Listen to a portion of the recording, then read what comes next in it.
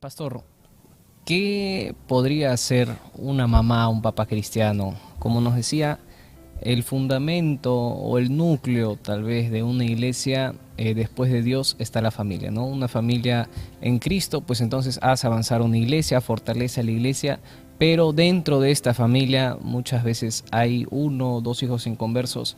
¿Qué es lo que pasa o qué acciones deberían tomar el papá o la mamá cristiano cuando un hijo, pues entonces cambia o quiere cambiar su orientación sexual y entonces ya no se toma como varón, sino se toma como mujer o viceversa? ¿Qué es lo que debe hacer un papá o una mamá cristiana?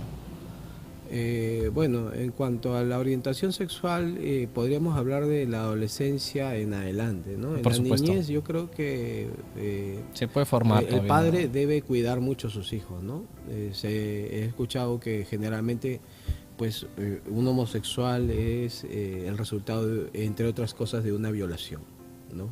Y dicen que las violaciones, la mayoría de las violaciones han sido realizadas por la misma dentro familia, ¿no? de la misma hogar, en el entorno familiar, ¿no? Entonces lo que tiene que hacer el padre a la luz de la palabra es cuidar de sus hijos, instruir a sus hijos, ¿no? La Biblia dice que los niños son joyas y como tales tenemos que cuidar de los hijos, ¿no? No descuidándolos. Uno de los requisitos de un predicador, le dijo Pablo a Timoteo, es que sepa administrar bien su casa. Y yo creo que eso es de todo cristiano, ¿no? Que sepa administrar bien su casa.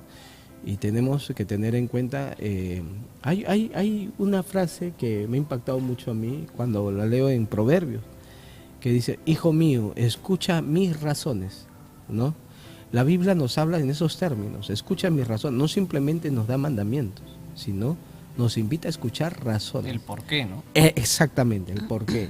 Y eso muchas veces es lo que no hace un padre cristiano, ¿no? Simplemente da órdenes, tienes que hacerlo porque si no Dios te va a castigar, nada más.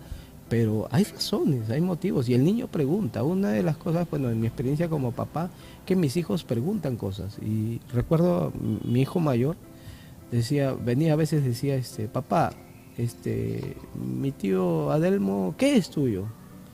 A mi concuñado, ya, y se iba, ¿no? Papá, mi papito César, ¿qué cosa es tuyo? Mi suegro. Y así venía con preguntas, ¿no? Entonces, un día, pues él conoce a mi concuñado Adelmo, lo conoce por su nombre, sí, Adelmo le dice, ¿no? Pero un día, viene y me dice, papá, llegó tu concuñado, ¿no? Entonces, me sorprendió, ¿no? ¿Por qué? Porque en todas las respuestas que yo le pude dar cuando me hacía preguntas que uno puede perder la paciencia, pero me di cuenta que pudo armar un rompecabezas y pudo, pues, reconocer al concuñado, al cuñado, al suegro, ¿no?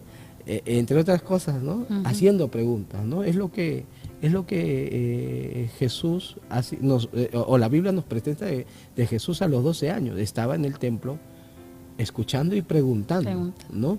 Y muy atento a las respuestas, ¿no? Entonces ahí el Señor dice que crecía en sabiduría, ¿no? Y eso es esa es la labor de un padre: darle razones, escuchar sus preguntas y no tomarlas como absurdas, como tontas, sino tratar de responder. Y no solamente el hijo va a encontrar, digamos, una atracción por escuchar razones, sino que también se van a establecer lazos más fuertes en cuanto a la comunicación padre a hijo. Si un padre o una madre no tiene en cuenta esto, pues el hijo no va a encontrar en papá o mamá la persona ideal para contarle confiadamente digamos, su vida, ¿no? Y va a recurrir a otras personas. Pero si el papá está respondiendo, la mamá está respondiendo y conversando con toda la paciencia que se requiere, dado que la Biblia nos dice que la paciencia es un fruto, pues va a cuidar mucho de sus hijos y sobre todo también orar por ellos, ¿no?